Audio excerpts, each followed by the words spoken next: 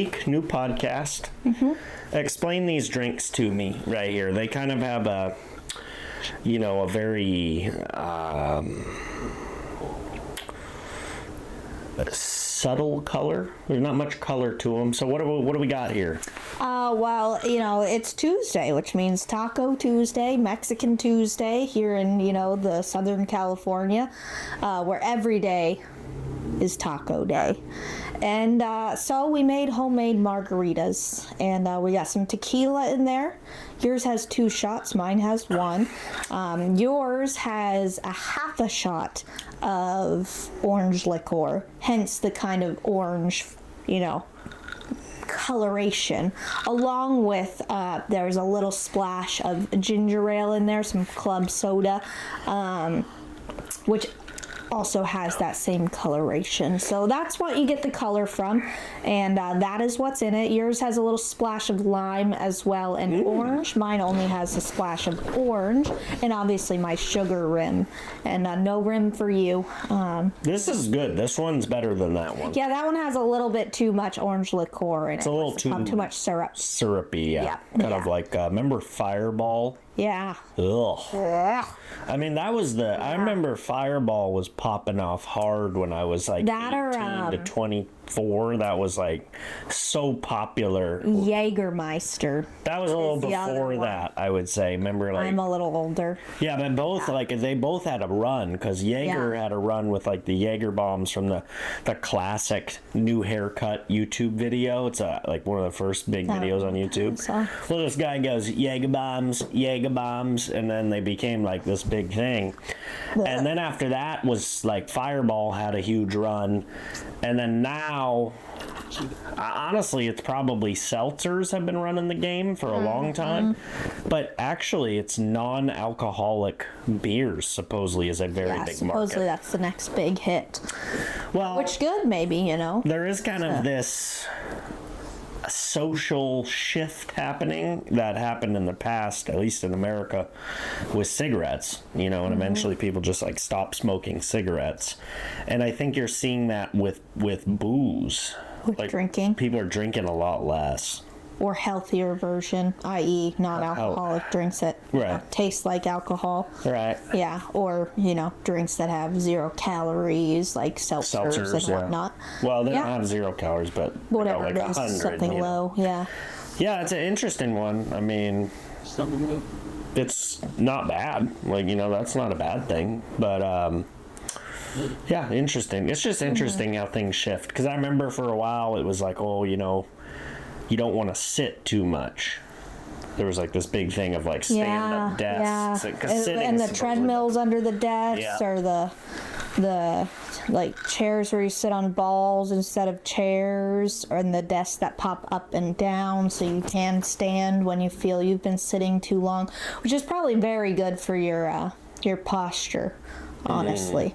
Unless you have a chair that promotes posture. Yeah, I mean, I think the more time you're active and on your feet is definitely better than sitting. And especially when you sit and you're on like a computer. There goes a coos deer. You tend to kind of over time like hunch. Forward. Whereas if you're standing, I think you tend to have kind of better posture. Yeah, maybe. And you can adjust the level of the desk to where it's, fits. I think it's not even just the desk. When you think about it, you really need the desk and the computer monitor to adjust, because like everybody's height from hand to, head is different. So like I need my arms to rest here while my head still stays up. But what if my arms here means the computer monitor is still like not level with my eyesight? Yeah. But if you could adjust both of those, that would be Yeah, interesting. We got a comment, a couple of them. People say we're not. There's been a couple complaints that we don't talk about archery enough on this archery. Yeah, at least the one podcast I read from last week's end. I'm just gonna say, hate me if you want to. Does the title have archery in it? I don't remember what the title is. It's Bow Disciples Podcast. Oh, you mean the name of the podcast? Which does remind me. please subscribe to the YouTube. Yes. We've been actually gaining a lot every week. I think we're at almost 780 now, so we're getting close. If you listen on Spotify or Apple, please 5 stars. Help us grow the podcast. How's the job hunt going? We actually got a firm lead today on a job. I am pumped about it. A woman that I used to work with at my office in Coronado, her name's Carly. Fabulous. You actually met her. You met her. We went to a Taco Tuesday, and her husband ended up having to move PCS to Virginia, and so obviously she had to go with him. And so she got a job with a new company, which is, nationwide.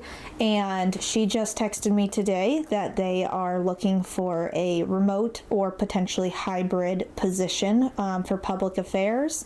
And the office is right here in Mission Valley, literally 5 minutes from the house. The boss asked, any recommendations. She gave him my name. He said, I'm looking for someone who can do public affairs as good as you, Carly. And she said she can do it better. Wow. So, that's very kind of her. He's got a lot of good words in about me, which is fantastic. It's a good start. Plus, they're very specific on how they want their resumes to look, and her being there, she has hers now tailored to what they want to see. So she actually had to redo hers in order to get hired. So I'm going to go ahead and do that tonight. So when I apply, it's already in the format and has the types of things that they're looking for and layout that they want. So I would be pumped for this job. I mean, it's in my wheelhouse of exactly what I know how to do. It's what I've done for the last 4 years.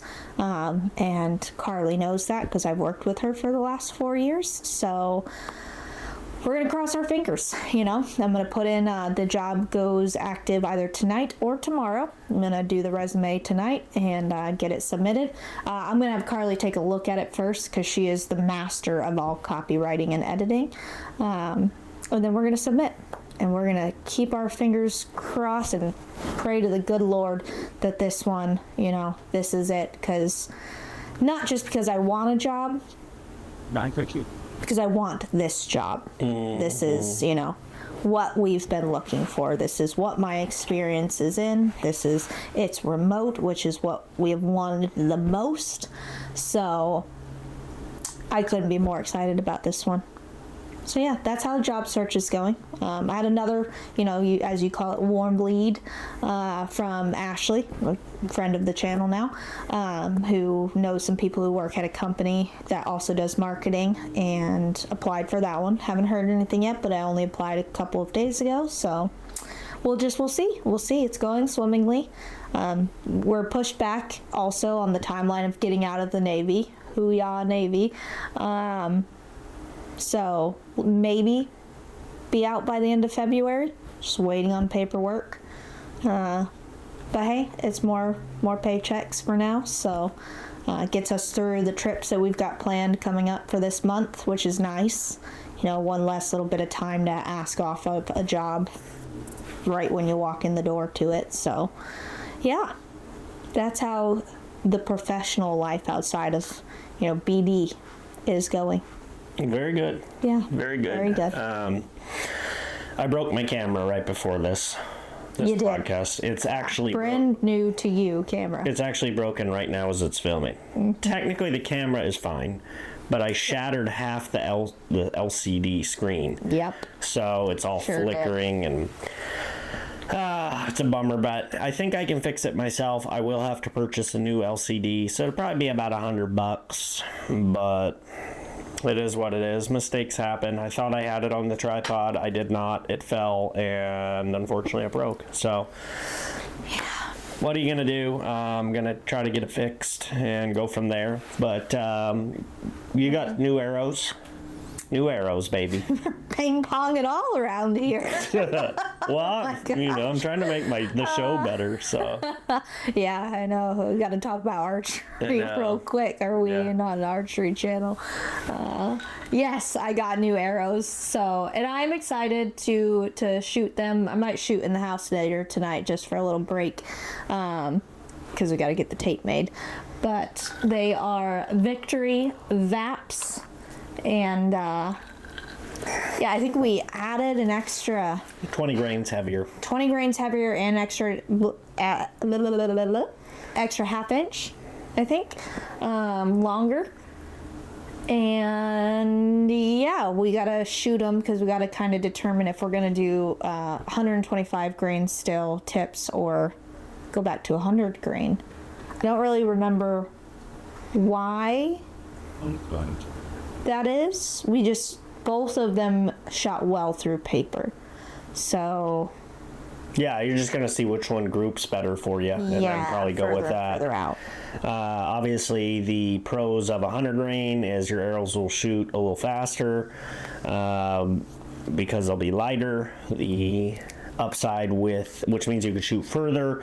The upside with the heavier tips will be theoretically better penetration and a little better FOC. So it's like just figuring out which you like better. But yeah, I think the arrows will be good. We're gonna test them out this weekend because we're going to a tournament that I for sure am competing in. Mm-hmm. You're not sure yet.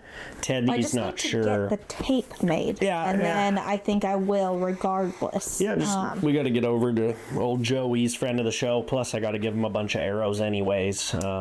Since I did make a change on arrows this year. Mm-hmm. But you're loving these, the HLRs. Yeah, which are the brand new arrows for Victory. So I'll say this. This is my first time shooting an arrow that's slimmer. So I've always shot, I think they're the 246, the standard size arrow. These are 204, so they're 5mm, a little bit thinner, but they have very good GPI, right? So you can kind of build them however you want. The one thing that always concerned me about a smaller arrow is I had seen some durability issues and them not being the hardiest on my friends who shot smaller arrows. But I've been shooting these for, I don't know, 2 months probably? Yeah, probably 2 months. And I've only broken 2. And both of them I shot into a rock basically, and they both broke the tip off. So they've been extraordinarily so far durable. I've shot several through animals and they're fine. Yeah. Didn't break. The flight has been really good. And to be honest, I think they're super aesthetic too. That's one of my favorite part about these arrows. I like the gold labeling. I think it looks really clean. I like that they come spine aligned straight from the factory. Mm-hmm. Like, that's cool.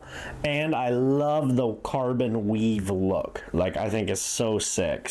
Which looks sick, but is also serves a purpose, and that is beneficial. I like theoretically they'll recover quicker because that weave is tighter, so your arrow is going to recover faster. And I don't know, they're just a sick arrow. And I do like that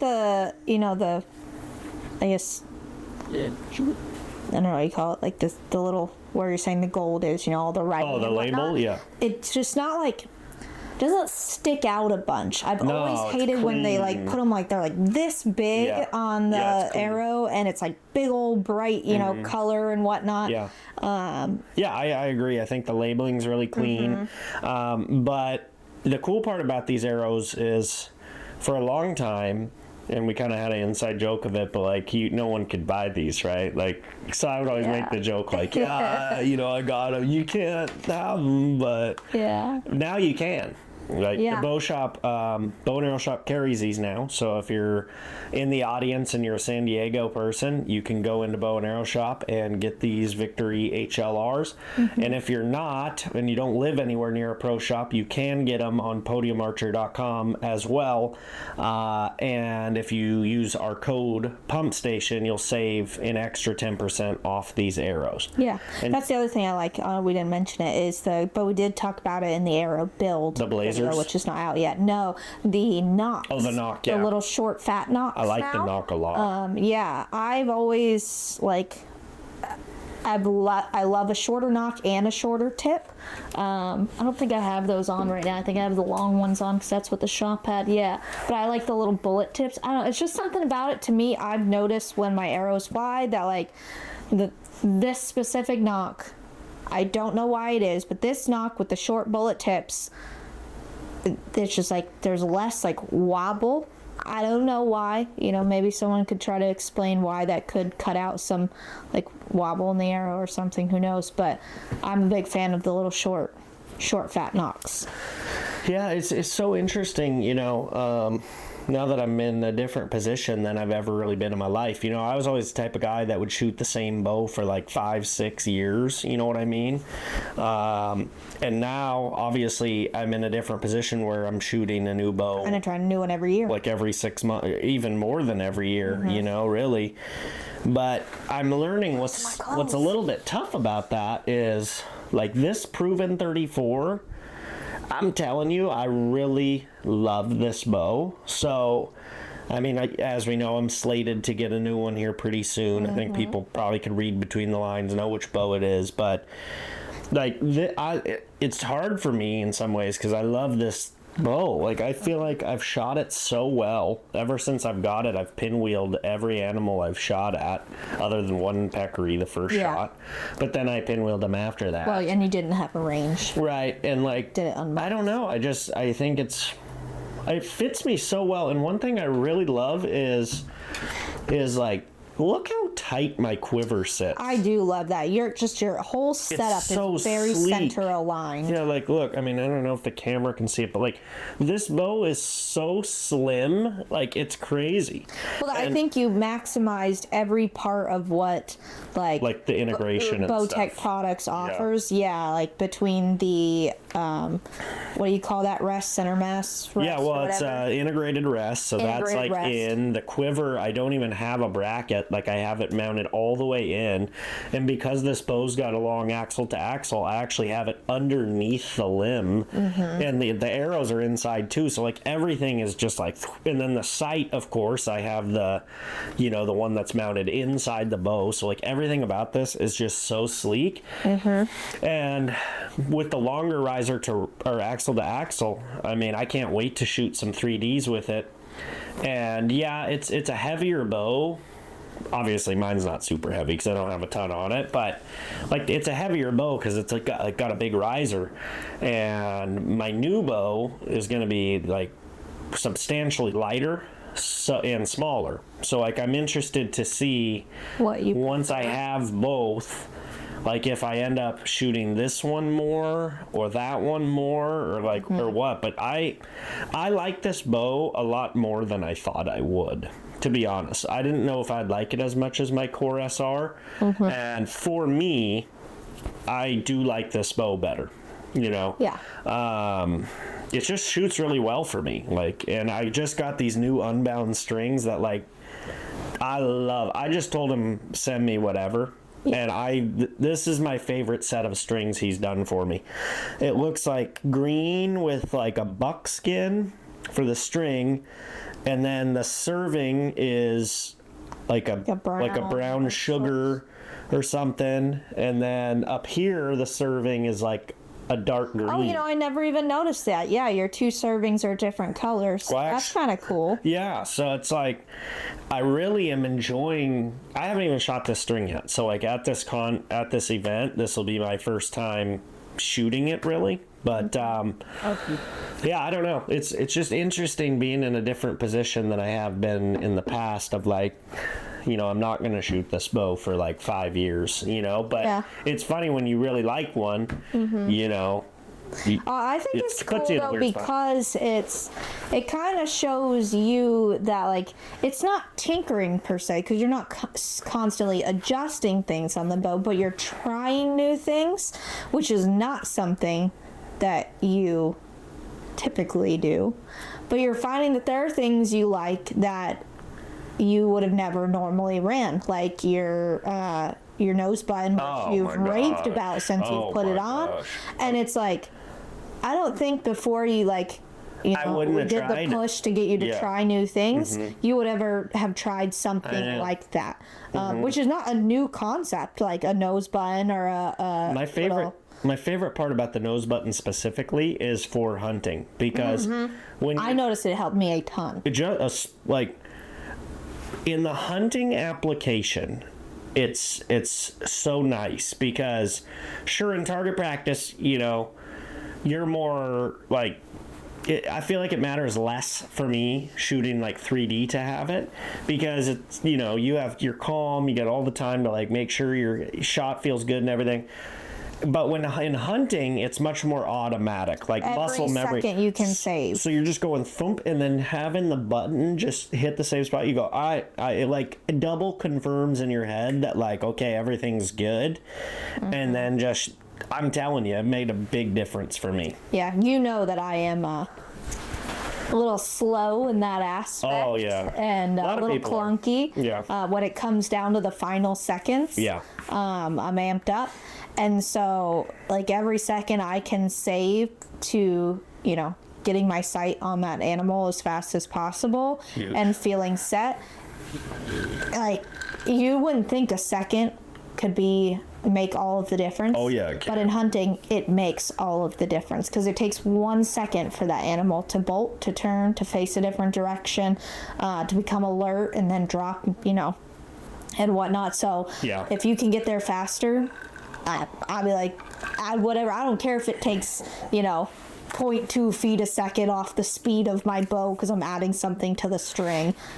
I don't care. No, if I can get there totally faster and shoot before an animal is alert, that's, you know. Time savings is so important, you know. I mean, I personally think it's important even for target shooting because, in my opinion, the faster you can shoot, like, I'm not saying rush your shot, but the faster you can get drawn, anchored, pin, pull the shot, the faster that can happen, in my opinion, the less your pin is moving around and like, there's getting less room for error. Yes, and your fatigue isn't setting in as much. You know, like that's what I'm saying. The more you're holding the bow, the more you're causing room for error because the only room for error is you. Right. When you're shooting, sure, there's wind, a gust could happen, whatever, but like how the arrow comes out, you affect that. And the less time you sit there holding it, the less time fatigue can set in, you can torque your bow with your wrist, all of that stuff can happen.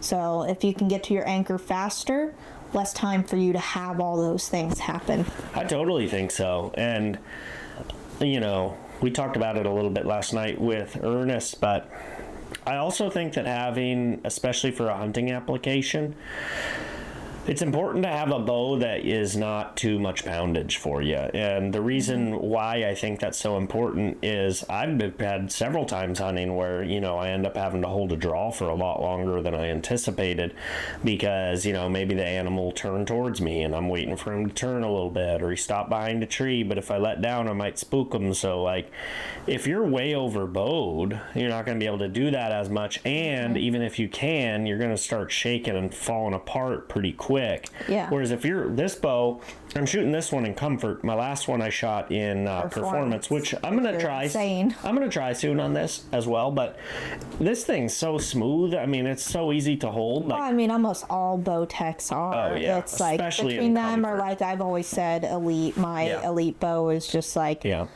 it was just cherry as far as like I could hold the thing for minutes. Yeah, you know? Exactly. It's the same thing with these. Realistically, like it's. Again, we talk about men and women. It's different. Like your max versus my max. You know, you can pull the bow at max over and over and over again, whereas I'm always shooting at my max and the bow's max, and I wear out faster because of it.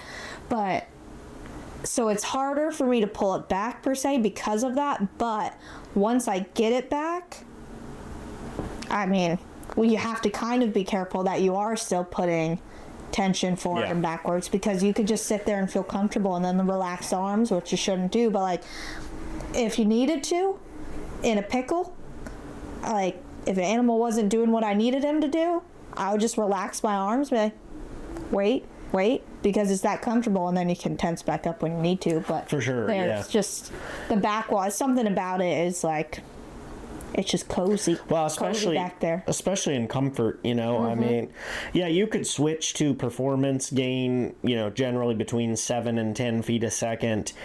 But one thing I did like about shooting performance all of last year is that, especially on the Core SR, because it's a speed bow, and I had it in performance, you can't really get lazy on it. And that's why I wanted to shoot it like that for a year, was just to get really accustomed to like making sure I was always pushing and pulling hard, because on that bow you had to, you know.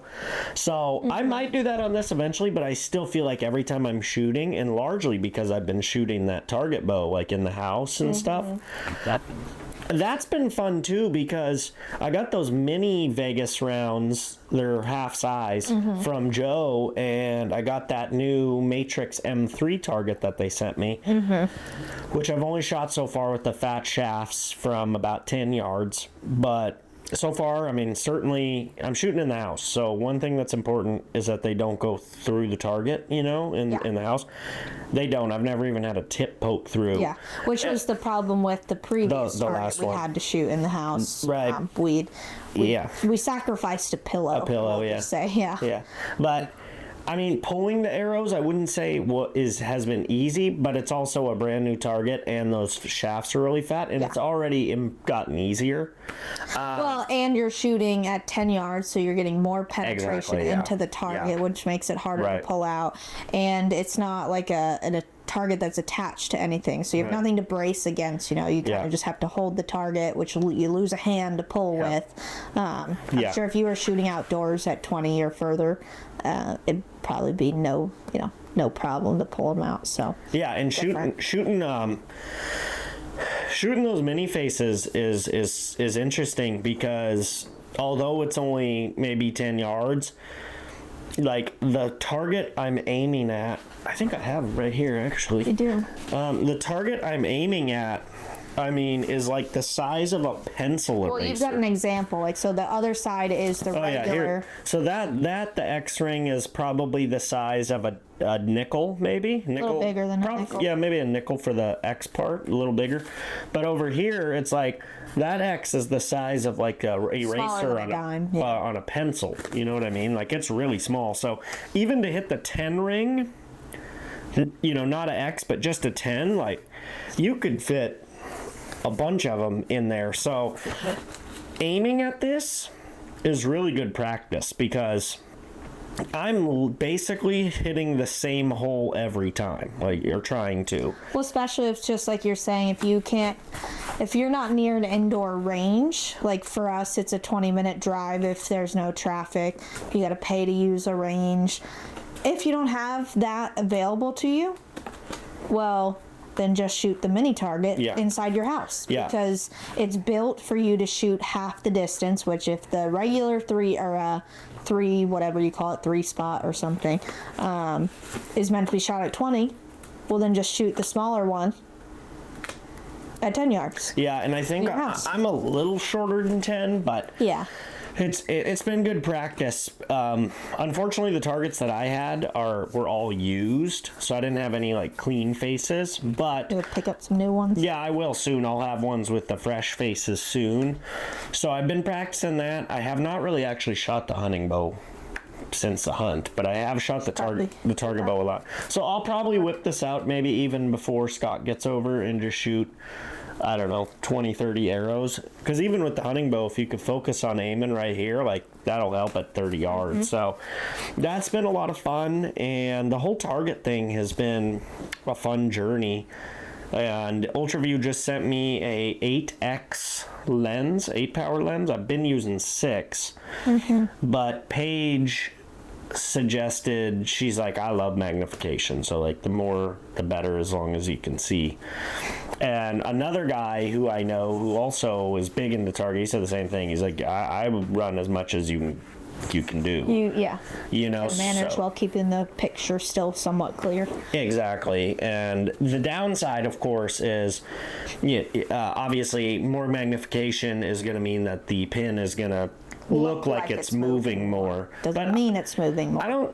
I don't think that'll bother me all that much, because I don't have a ton of pin movement, so I think I'll be okay with it. And you never really said anything about it when you went from never using magnification before to putting a 6 power and a clarifier in. So if you didn't really notice much of a, anything that significantly impacted your shooting going from nothing to a 6, I don't know if you're going to notice anything. Magnification you will, but I mean pin movement wise, I don't know that you'll notice much of a difference from 6 to 8. Yeah, hopefully not, but I some targets, it's fun. I know it's not your thing. You get bored. I can't wait till that video comes out. You're so boring. You're hilarious in that video. I don't know when it'll come out, but you are very funny in that video. I couldn't even make it through the whole thing. It was just like, I'm done. I don't even think you got through half hardly. I got through 9 rounds of 12 for 5 spot. Yeah. Not your thing. It takes so long. Kind of like golf. So long. Yeah, I can't unless it's a three par course, par 3 course. I'm not playing 18 holes of golf. No. Yeah. Not happening. Unless there's a lot of mimosas involved. I am enjoying our Margarita Tuesday, but on the table here, this is that Coos deer I got. Got the European done. Super nice buck, and the video, if you haven't seen it, is on the channel. It's doing pretty well, although a guy did comment and say that he said that I have fallen off so fast. He's like, you have fallen off so fast. I go, what does that mean? I go, what do you mean? Like the numbers are bigger than they've ever been. And he was like, so you mean in like you're like shooting big bucks, or no, like he's saying like my channel's fallen off. And I was like, guy said I fell off, and admittedly we finished a whole podcast right now, but the camera wasn't recording for half of it, right? So it was gonna be a longer pod, probably maybe an hour, but now I don't even know what we talked about past, like what was on the film versus what wasn't. So anyway, I know where it ended now, but so anyway, we're gonna kind of I don't know, it's tough. We're gonna have to just continue from here and not know what we talked about twice, but hopefully nothing. So anyways, Bow Disciples Challenge 3, I'm not sure if it's in there, but be sure to go to the event, bowdisciples.com, and we won't have a mistake like this again. It was a little chaotic with the camera screen breaking and losing half the footage because it shut off. Like, it's been a lot, and we're adjusting to learning the DSLR, so that's kind of what's happening.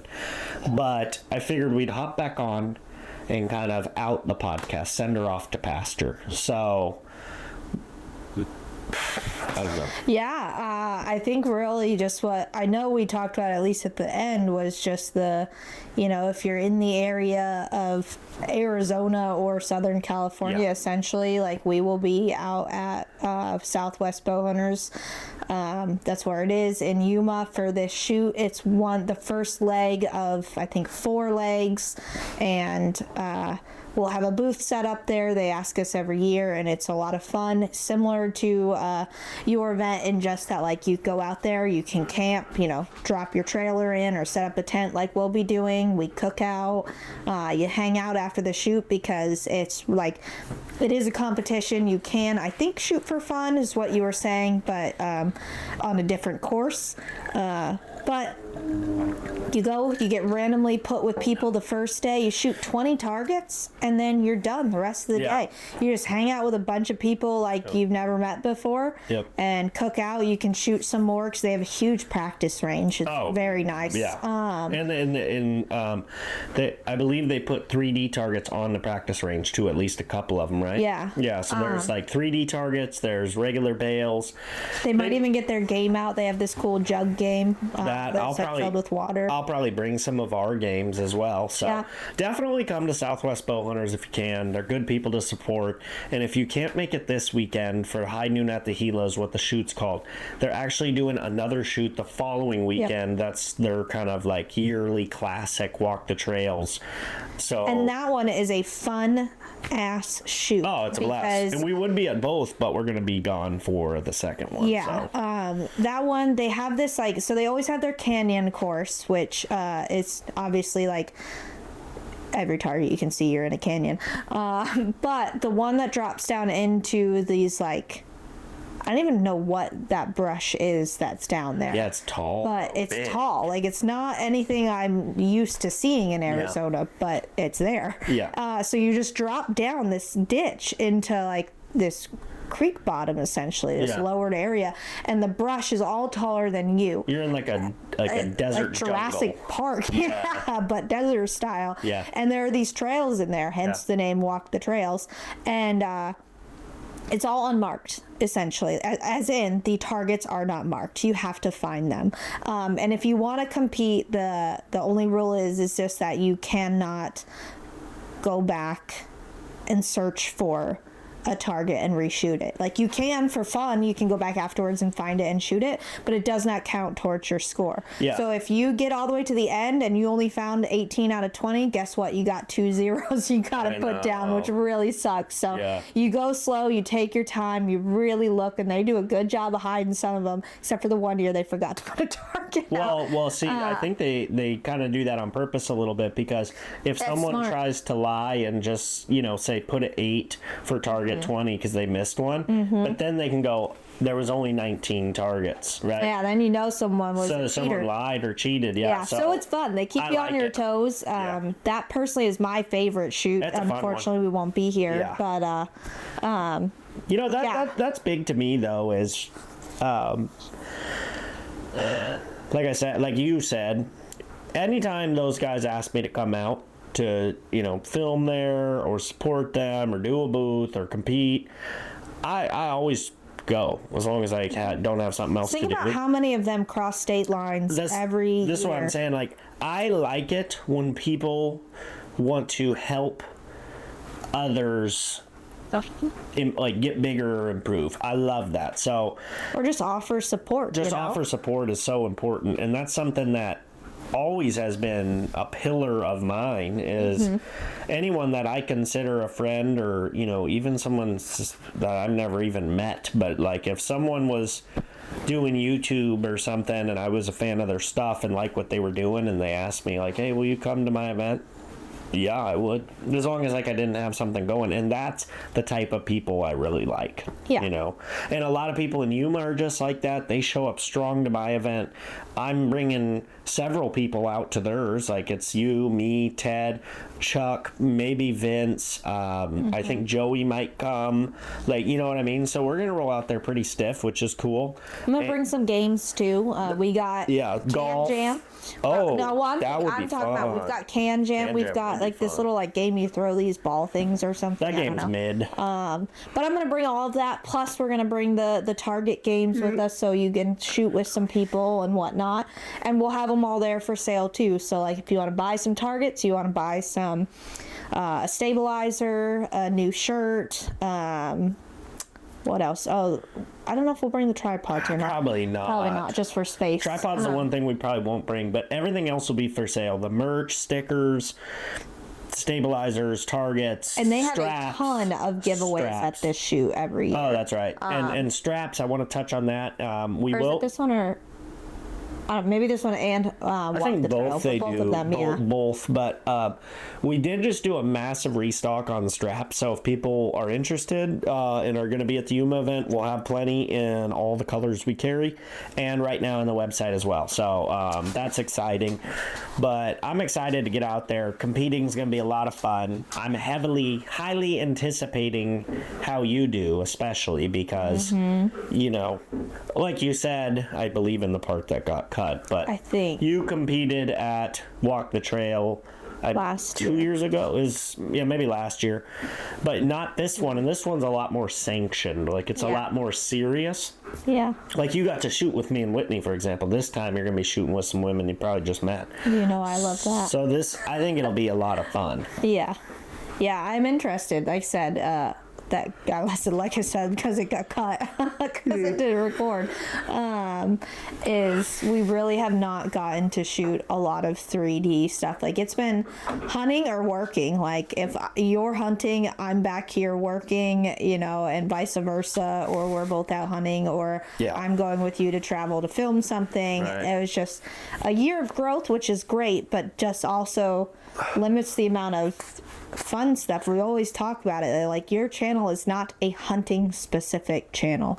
And it stinks a little bit to not be able to go out and shoot just fun stuff all the time. I know. So I'm interested to see just how this goes, having not shot a lot of 3D. Well, like we haven't done a 3D since the Utah TAC in July.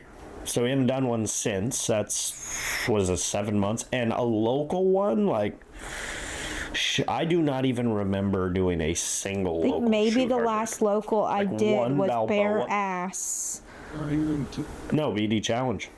Besides yours, I mean, like local wise, BD or Bare Didn't Ass. we do Flying leading Pig up or to- something? We did. So we've done a couple, but just not like we try to at least make it to all the big ones, like Bare Ass, the Flying Pig one at Balboa. I wish I could make them like every week, every month, you know, like. Yeah, which we used to. It's just I know. the schedule does not allow for that. Schedule's been insane. I mean, you know, I think that maybe something that gets overlooked about content creation is, unless you're doing, you know, kind of a studio podcast type thing where people come to you, or you just do it yourself, like what Brett Cooper does or Candace Owens, something like that, where they're just talking to the camera.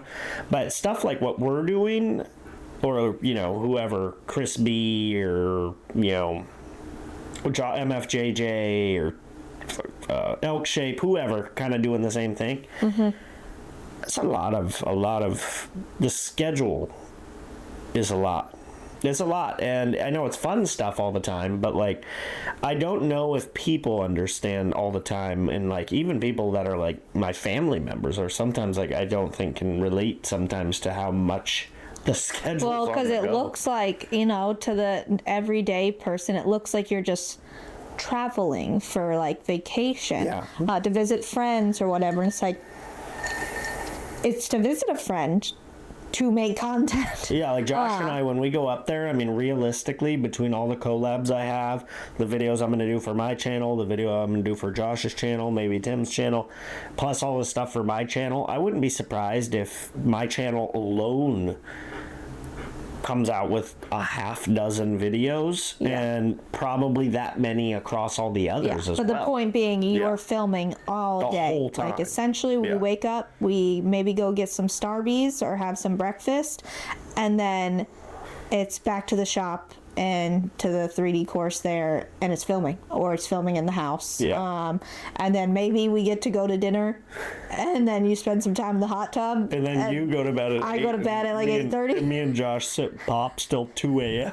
And then wake up at 7 and film again. I know. But all it's day. like, I wouldn't want to be doing anything else. And, you know, especially now, while I feel like there is so many guys kind of growing a lot in the space right now, that a lot of us have been doing it a long time too. So you're not just like, you're seeing a lot of guys who've been grinding a long time kind of all like elevating at a good pace. And I think that's like a rising tide can raise all ships. So I think, like, what better time to really like grind and try to get on film with these people, and all of us can grow together. And then at some point, you know, I mean, I'm not planning on slowing up anytime soon, but at some time, you know, it could probably be like, all right, this year we're gonna like do more local stuff and like go on less stuff, you know. That time probably will come, but not anytime soon. It's like, you know, while the momentum's going, I think you gotta keep the foot on the gas pedal. That's my plan. Like